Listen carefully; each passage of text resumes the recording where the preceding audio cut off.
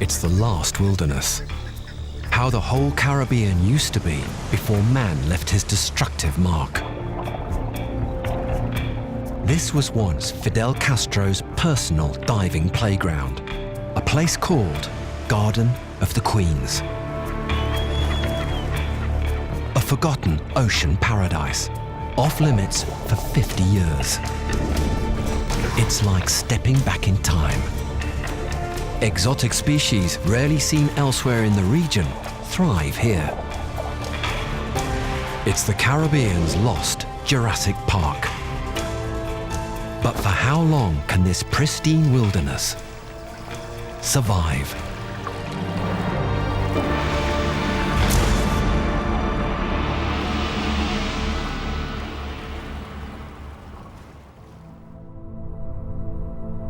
Forgotten in the very heart of the Caribbean Sea lies the huge rambling archipelago of Jardines de la Reina. Stretching around 250 kilometers along the southern coast of Cuba, it's one of the longest barrier reef systems in the world. This wild and untouched Cuban reef is perhaps the Caribbean's most important marine reserve. A reserve that came into being as much by accident as by design. Thanks to Fidel Castro, it's been a no-go area for over 50 years. After the revolution in 1959, many Cuban citizens attempted to leave the country on just about anything that would float, most of them trying to reach Florida. To prevent this happening, Castro's government would not permit boats to fish this far offshore. If they had enough fuel to get here and back, they could just as easily continue their journey to the US.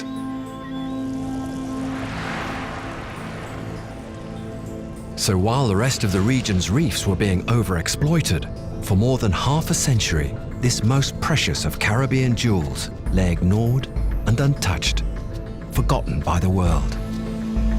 A last haven for the creatures of land, sea, and air.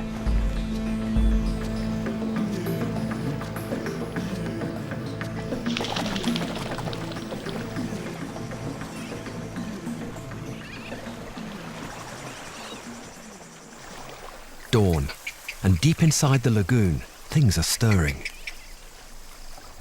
As the sun creeps higher, its first light penetrates the mangroves, and hutia take advantage of its warming rays. On mainland Cuba, these plump rodents have become virtually extinct. Out here, one of their last outposts, they thrive. But while they peacefully soak up the sun, their archenemy is never far away.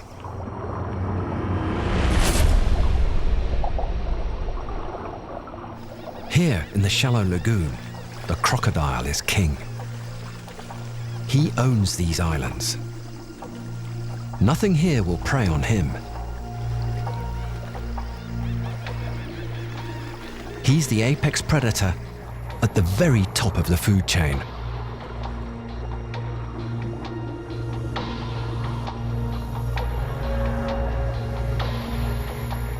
American crocodiles have been around for around 240 million years.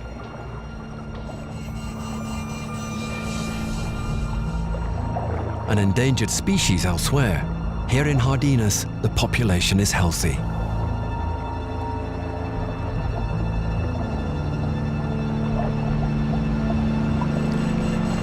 They are one of the planet's largest crocs, growing to over 6 meters.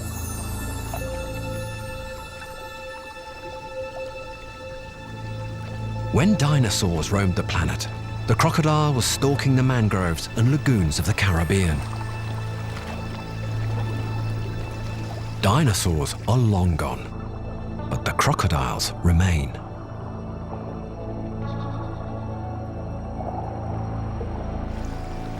Crocodiles are air-breathing reptiles, but by reducing their heart rate to just 2 or 3 beats a minute, they can remain underwater for up to an hour on just 1 breath of air.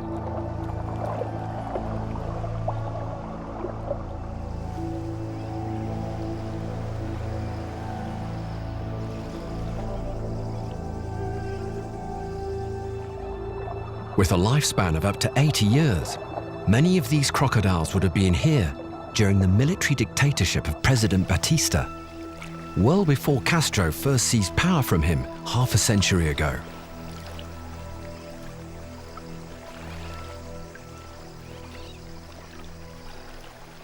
While the crocodile rules the lagoon, sharks rule the outer reef.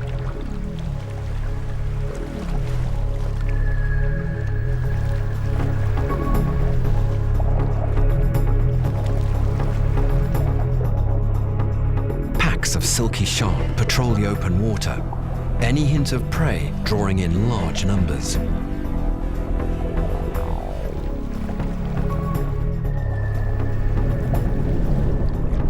If the health of a sea is said to be measured by its shark population, then the ocean surrounding the Jardines Reef is very healthy indeed.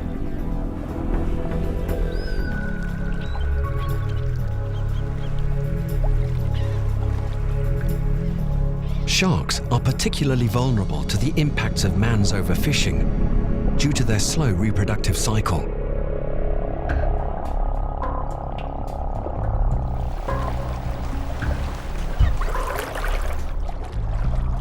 They produce only a few young a year, and those young sharks are slow to grow, some species taking 20 years to reach sexual maturity.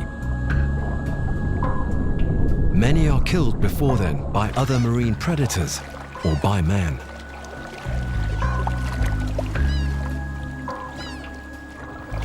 Thanks to Fidel Castro, this forgotten reef system has become one of their last remaining Caribbean strongholds.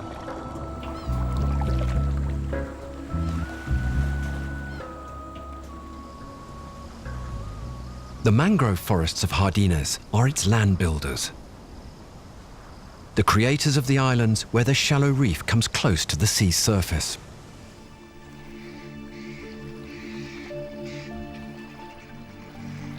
These forests of the tidal zone are unique in the tree world. Mangroves have evolved to occupy a niche where nothing else could survive. They are trees capable of growing in salt water. Mangroves have even evolved a unique means of spreading. Unlike the seeds of any other trees, inside the capsule, the mangrove seed is ready to sprout as soon as it can attach to land. So when they fall, it's like the tree is giving birth to a newborn baby, ready to go as soon as it can hook itself to the sea floor. Some are lucky and anchor where they drop. For those that don't, the seed pod has evolved to float with the tides vertically in the water. That way, they are well positioned to catch onto the sea floor and take root.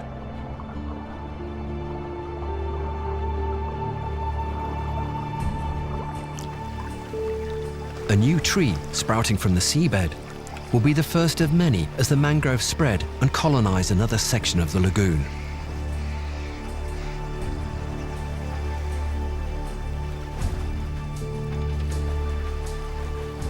Mangroves are the nurseries of the ocean. In the intricate mesh of their roots, a whole unique ecosystem exists. Marine invertebrates and plants, the basic elements of the mangrove food chain, flourish in this environment.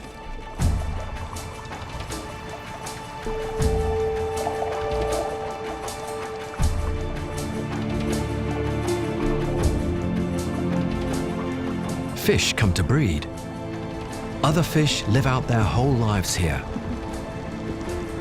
while juveniles of larger species find shelter and food till they are big enough to migrate to the reef.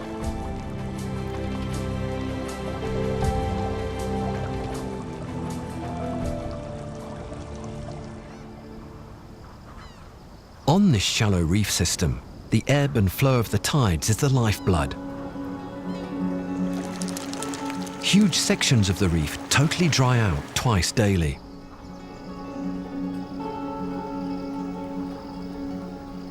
For many of the residents, The pull of the outgoing tide is the signal for mass movements from the inner lagoon.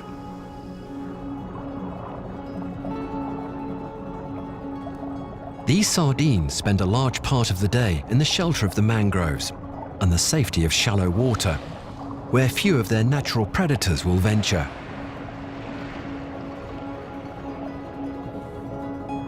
But as the tides start to flow and the currents begin to pull, the shoal will leave their mangrove haven and head out through the channels to the open sea, where danger lurks. Part of the timeless pulse of life on Castro's forgotten reef.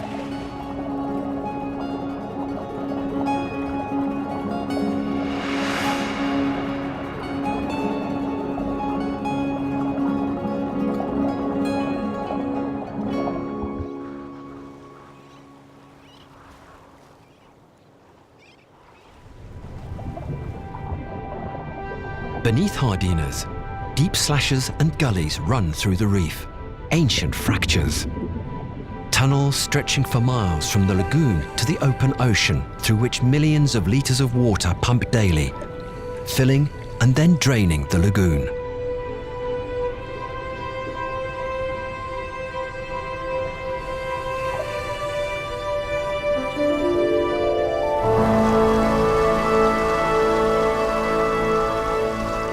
Some holes in the reef are like plug holes in a bath. As the tide falls, they even create whirlpools, drawing the lagoon waters into the labyrinth of hidden caves and caverns.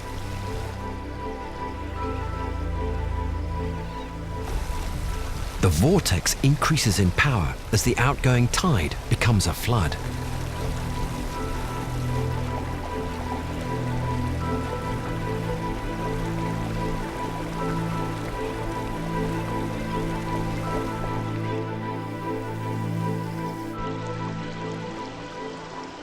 As the tide continues to drop, the exposed parts of the reef create a harsh, superheated environment where nothing can survive. What was underwater just a couple of hours before now looks like a lunar landscape.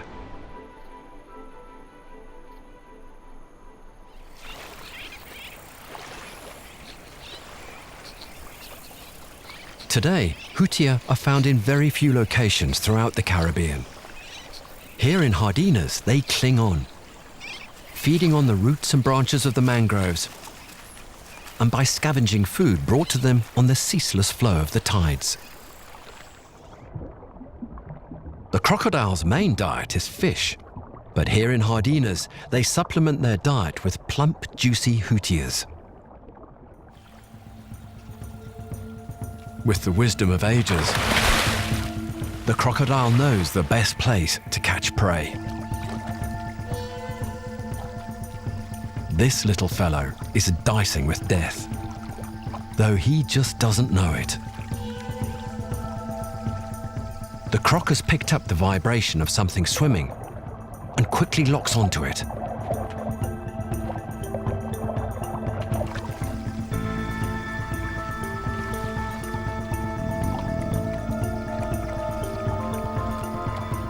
This time the hutia is lucky. It reached the safety of another clump of mangroves before the croc could strike. He probably has no idea just how close he came. But the primeval predator isn't that easily beaten. It goes into stealth mode and submerges.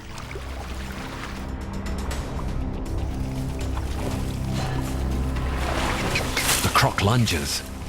The panicked rodent scrambles for safety, but the croc isn't beaten yet.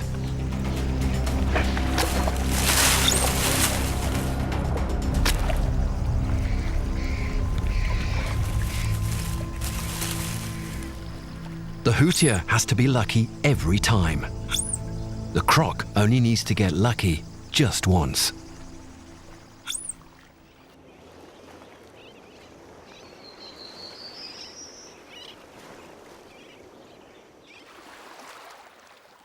Fidel Castro was a keen diver and often visited Hardines.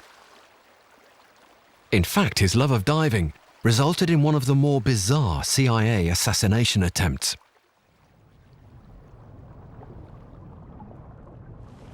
Grazing on algae on the sea floor, this harmless herbivore could once have changed the course of history. Knowing Castro's passion for diving, the CIA plotted to plant a touch-sensitive explosive device in a conch shell, brightly colored and unusual looking, so it would be sure to attract his attention. The plan was never put into practice. Castro continued to dive, unaware of his near miss with an exploding sea creature. This wasn't the only scuba-related attempt on his life. Another involved a wetsuit contaminated with infected spores. There were so many attempts on his life that Castro was quoted as saying that if surviving assassination attempts was an Olympic event, he would win gold.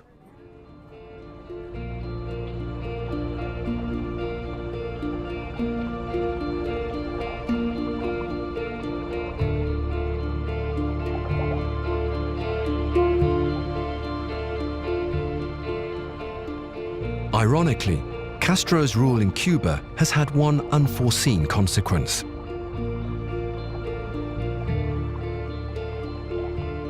Like all marine reserves, Jardines provides a sanctuary for fish to breed. Stocks spill out and fuel neighboring regions. The US has benefited hugely from this massive marine reserve across the Florida Strait.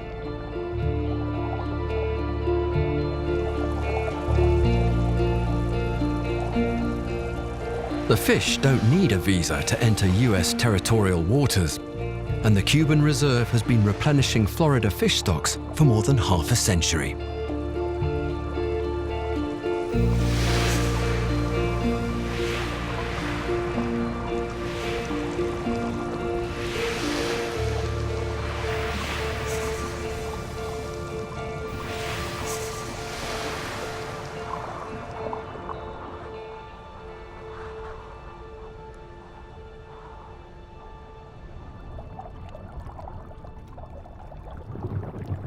It's unusual for a diver to be trying to teach a shark to eat. But cameraman Noel Fernando Lopez is on a one-man crusade to counter what scientists have labeled the most disastrous marine species invasion event ever. Lionfish are unwanted alien invaders in the Caribbean, and they are destroying native fish stocks.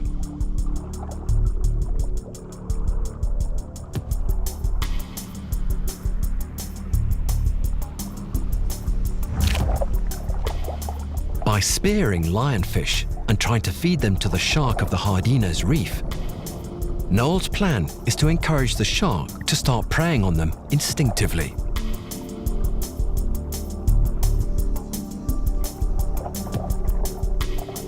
It's taken time and patience.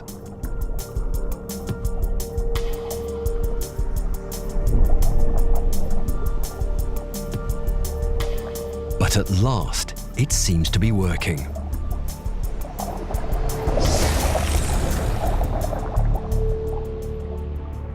Creatures of the Indo-Pacific, lionfish first arrived here in the mid-80s. Florida fish collectors are blamed. As specimens grew too big for their tanks, some were released into the waterways.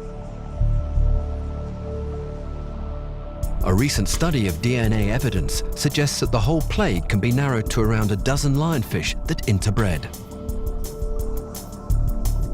A large female can produce up to 2 million eggs per year that drift on the ocean currents before the spawns settle on the reef.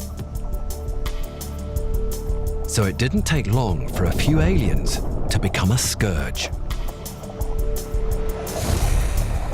Growing up to a foot long, protected by an array of highly venomous spines, and with a lifespan of up to 15 years, lionfish here have no natural predators to keep their numbers in check. As a result, they have spread at a prodigious rate. Voracious feeders, they take anything they can catch, not only small fish, but also the young of larger species.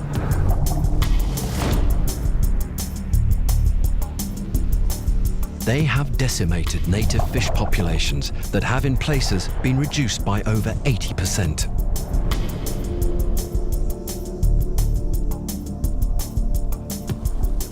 They are a particular threat in mangroves that normally provide a safe nursery for the young of many fish. And their spread shows no sign of slowing down.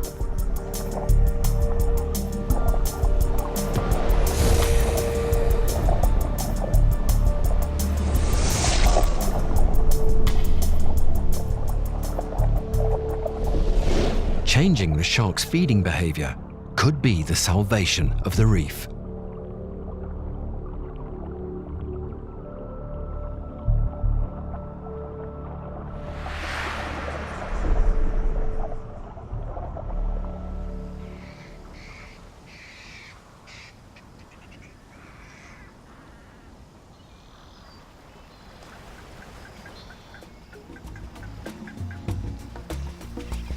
From the shelter of the bushes, the hootia checks it's all clear.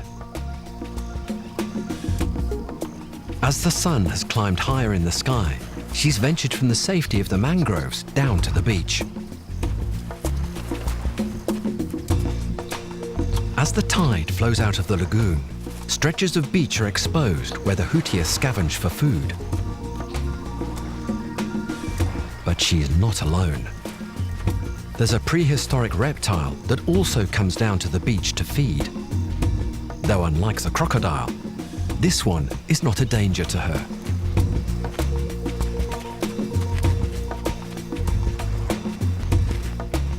The Cuban iguana is one of the largest lizards in the Caribbean, and also one of the most endangered.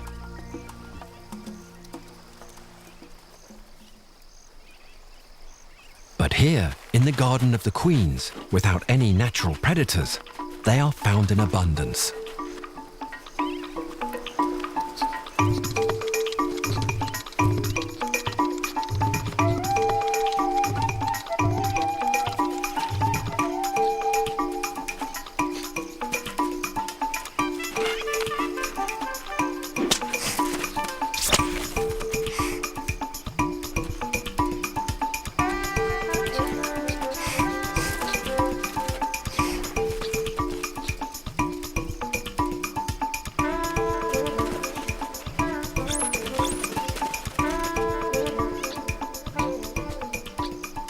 Hootia and iguana are equals here, neither afraid of the other as they squabble over morsels.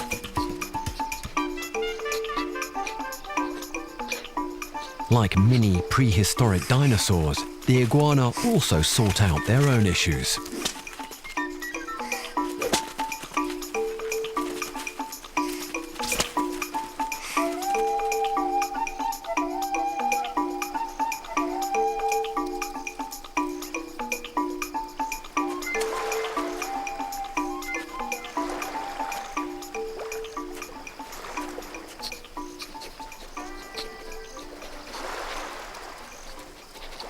Tired of competing for food on the beach, the hootia returns to her home in the lower branches of the mangrove.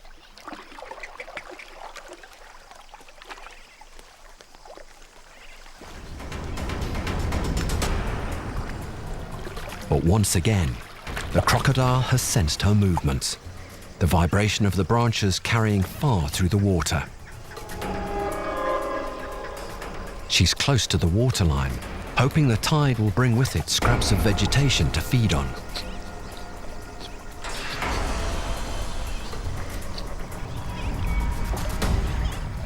The huge killer moves with incredible stealth. As it closes in on her, its movements are so subtle that it barely causes a ripple. She's just got lucky, the ebbing tide having carried with it a scrap of food that she's plucked from the water.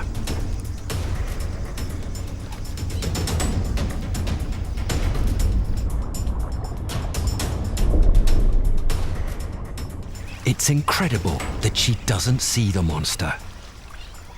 But she is so engrossed in her food that his approach goes totally unnoticed.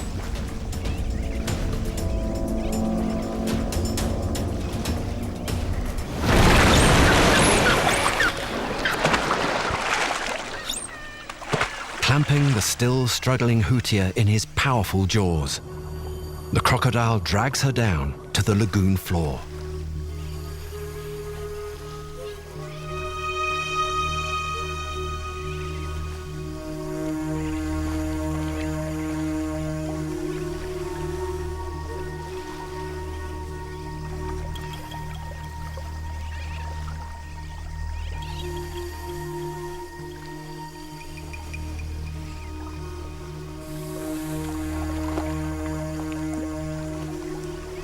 The harsh reality of life and death in the Garden of the Queens.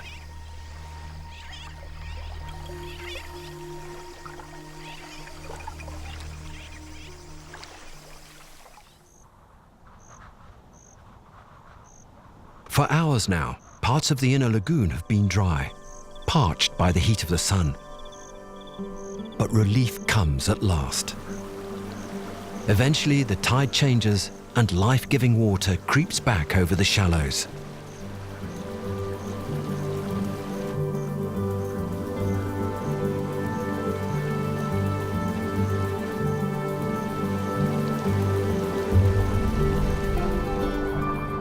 As the tide flows into the lagoon, those same sinkholes that it drained out through now become a magnet for schools of snapper.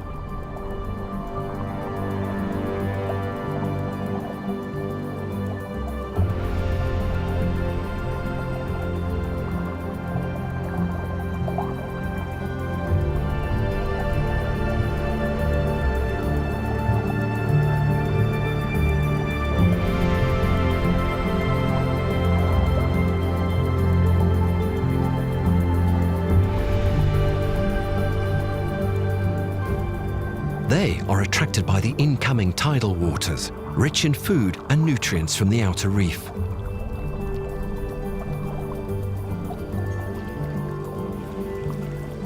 At the height of the flooding tide, the fish are schooling in their hundreds.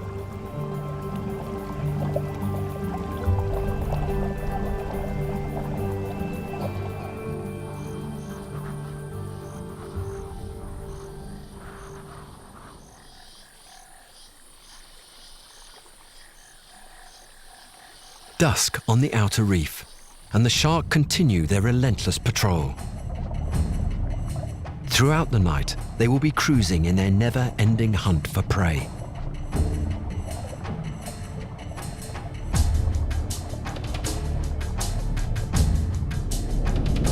The richness of life among this string of islands has resulted in a concentration of big, healthy Caribbean reef shark, well fed on the unlimited food source.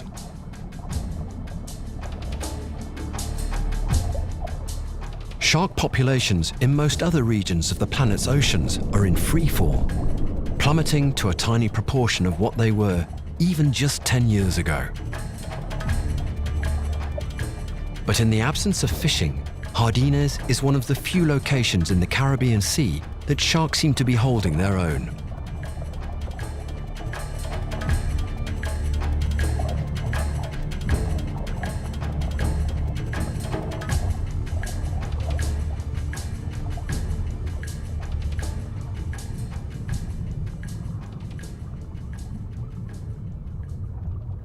The nocturnal nurse shark is as non-aggressive a shark as can be imagined, lazing under the shelter of a coral overhang, while a remora explores its gill slits for parasites.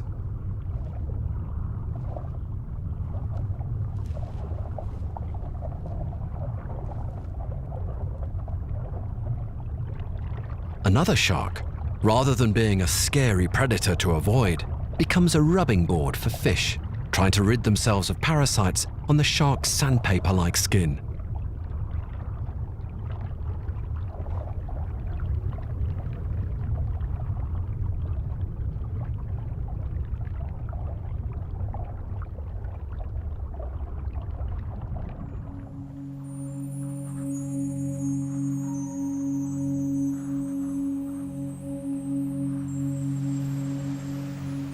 The Jardines have many differing ecosystems.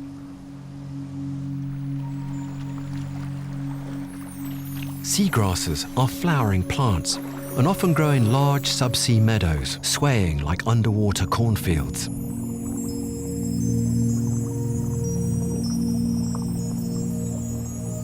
Like grass on land, they need the sun to photosynthesize. So most occur on sand or mud bottoms in shallow and sheltered coastal waters. They complete their entire life cycle underwater, even pollinating thanks to the flow of the tides.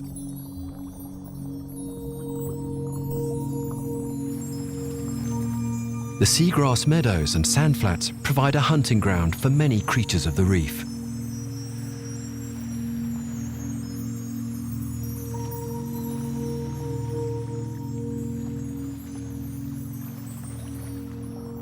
The floor of the inner lagoon has been colonized by a bizarre creature.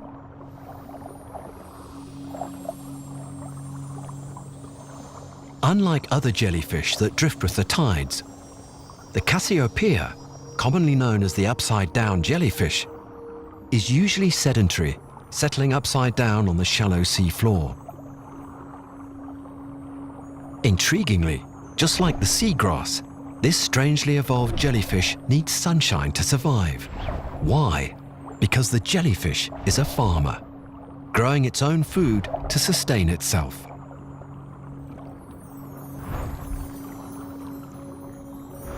In the shallow, sunlit waters, through a process of photosynthesis, it grows algae inside its tentacles, providing itself with a constant food supply.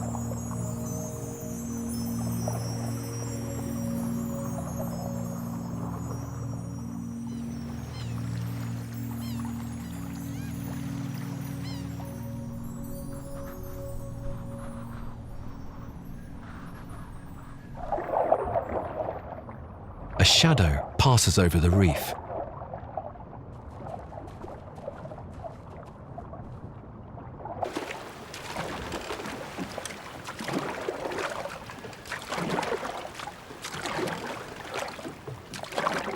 A hand-built wooden boat. A battered relic from decades past. Fishermen have arrived.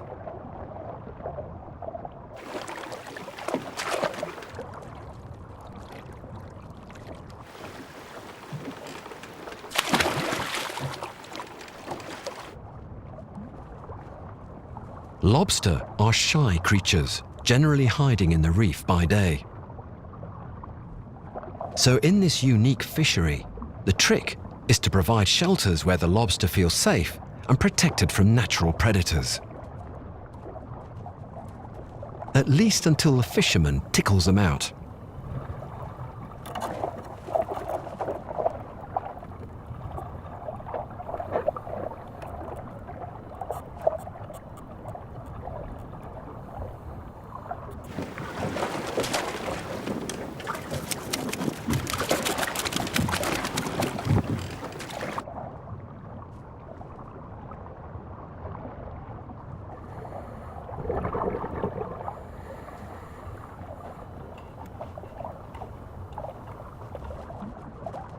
The techniques of these lobstermen are a far cry from those of industrialized fishing vessels. They don't use pots, traps, or long tangle nets, the tools of lobster fishermen elsewhere. These fishermen's tools couldn't be simpler. Just a snorkel, mask, a stick to chase them out from cover, and a handheld net that the panicked lobster jets into.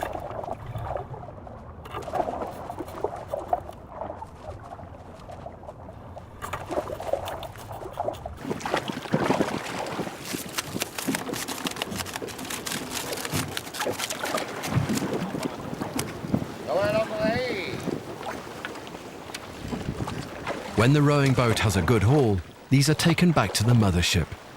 In reality, just a small inshore fishing boat.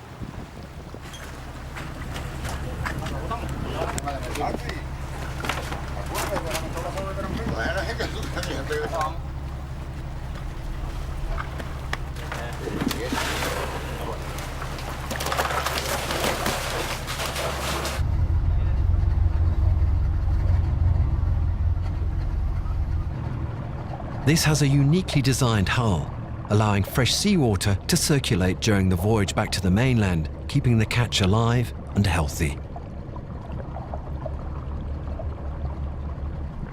This single boat is the only one licensed to collect strictly controlled numbers of lobster from the Jardinez Reef.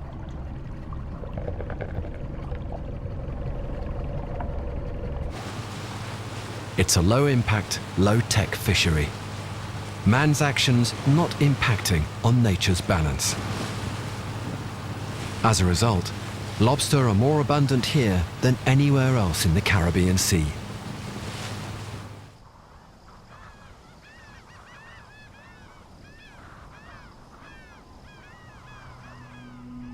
But the lobster have other things to worry about. Out of the murk emerges the Goliath grouper, one of the reef's top predators. Growing up to 2.5 meters in length and weighing over 300 kilos. Due to its size, it fears nothing, not even the sharks of the reef, living comfortably alongside them. It's like a sumo wrestler, treating the shark with disdain as mere lightweights in contrast to its colossal bulk.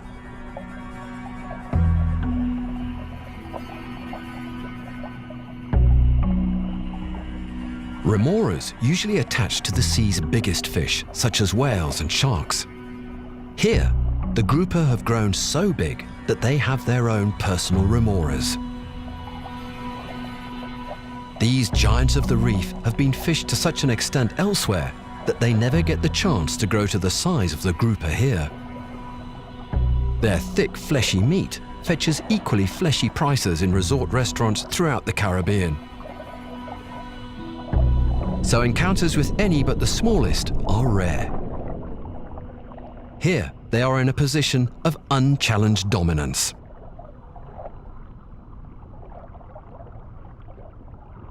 Its huge mouth creates a vacuum that sucks in rather than bites its prey.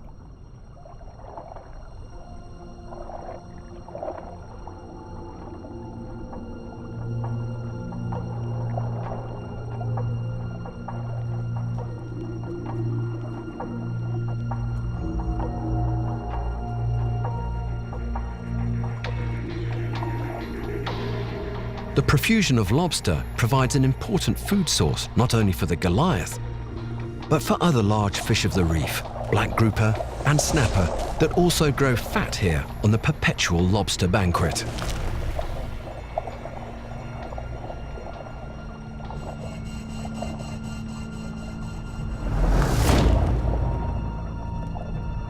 Any lobster foolish enough to stray out onto the daytime seafloor is fair game.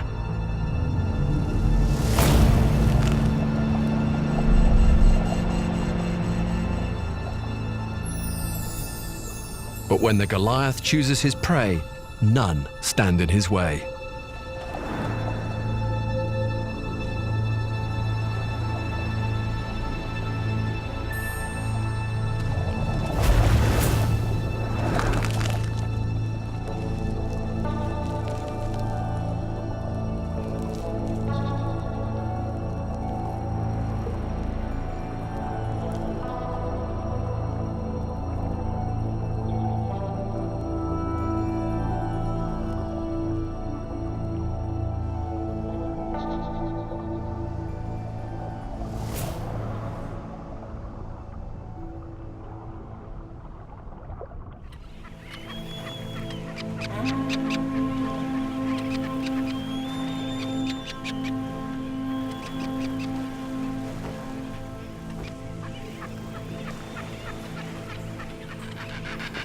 The frigate bird's wingspan can exceed 2 meters, and they are known to stay in the air for up to a week.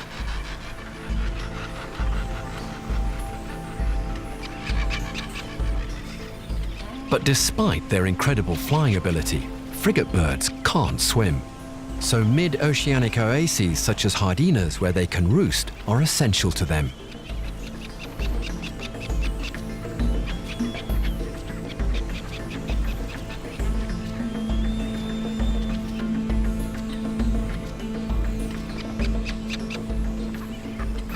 The colony here is busiest during the mating season. Males inflating their red throat pouches to attract females in elaborate courtship aerial acrobatics.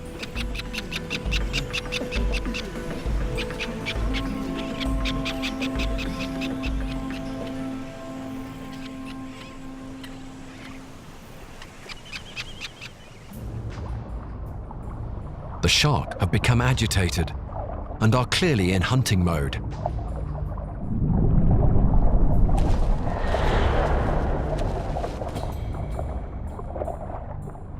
Something has fired their attention, and surprisingly, it's a lionfish.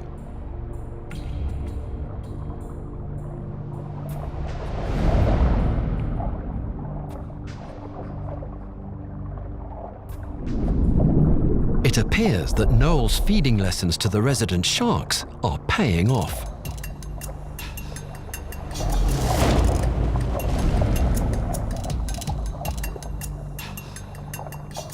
With the action slowed down, it's clear what has happened.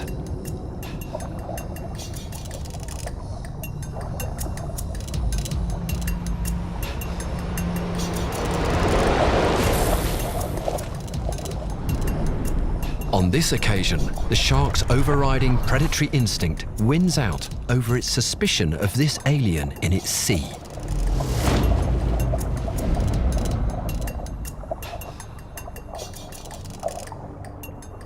Could this be the first step in Caribbean shark building a collective knowledge that lionfish are indeed good to eat? And the start of redressing the balance in the lionfish plague.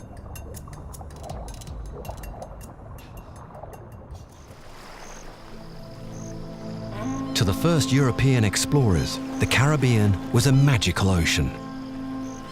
After the cold, stormy waters of the North Atlantic, their landfall in an island-studded sea of clear blue water was a dream come true.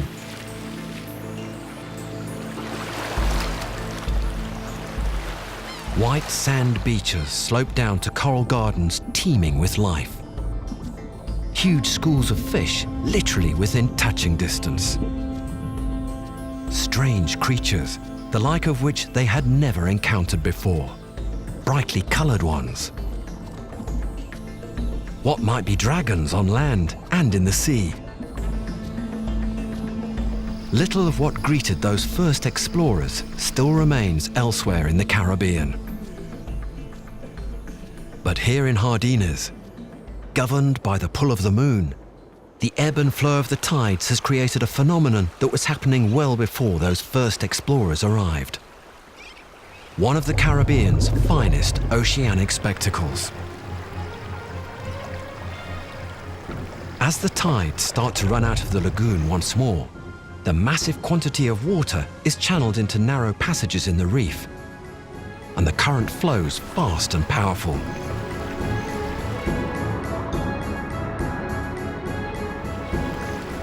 All the fish that have sheltered in the lagoon and among the mangroves are now drawn by the constant pull of the tide towards the open sea. Bonefish are lone hunters of the lagoon shallows, but school together to ride the currents. And the sardines that have been sheltering among the mangroves also start to mobilize, streaming out to sea with the falling tide, heading to their feeding grounds. Predators are ready to attack, both from the sea and also from the air.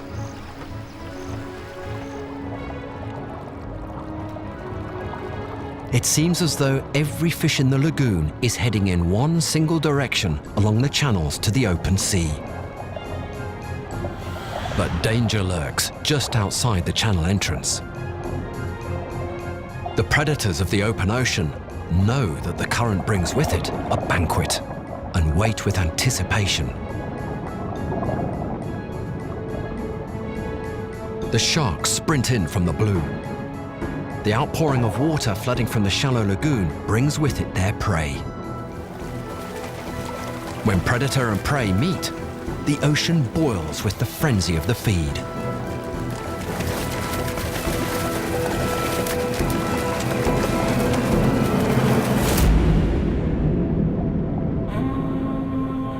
Whale sharks attack from below and drive the shoal to the surface, leaving them nowhere to go. It's a synchronized ballet performed by two of the planet's greatest fish as they circle round, eating their fill.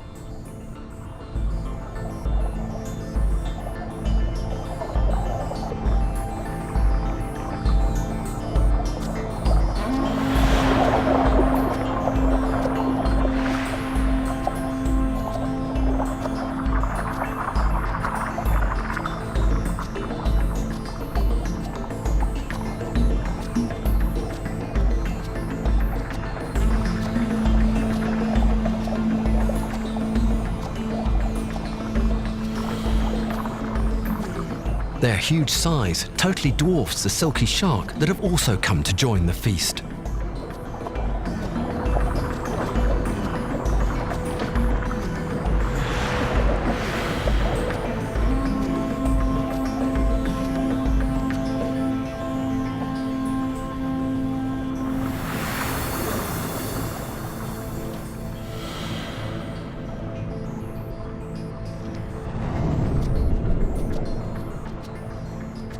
Timeless in its drama and its beauty, this ballet has been performed since the beginning of time, here on Castro's secret reef, but rarely witnessed.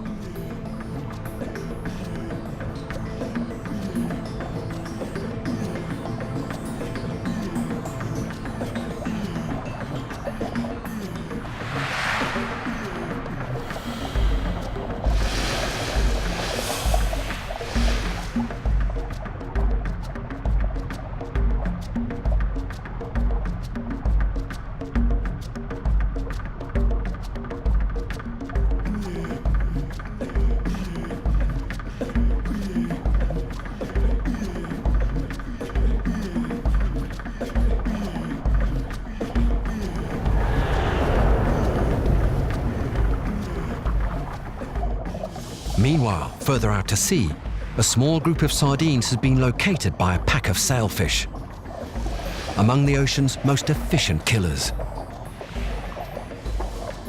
Growing to around 10 feet in length and able to achieve speeds of up to 70 miles per hour, these streamlined hunters have a devastating turn of acceleration. Their hunting behavior is an example of rarely observed cooperation among fish. When swimming, the sail is normally kept folded down. But when they find prey, sailfish act as a group, raising their fins, making the individual fish appear even larger. The pack use their sails to herd a school of fish into an ever tighter ball. They then dart in to seize their prey. Few of the sardines will survive this coordinated and deadly onslaught. It's a spectacle that was happening in these seas before man walked on the earth. But with the new relationship between Cuba and its neighbor, the USA, is it only a matter of time before a flood of tourism impacts on this forgotten and fragile world? In the meantime, the daily cycle of life and of death in the Garden of the Queens continues as it always has.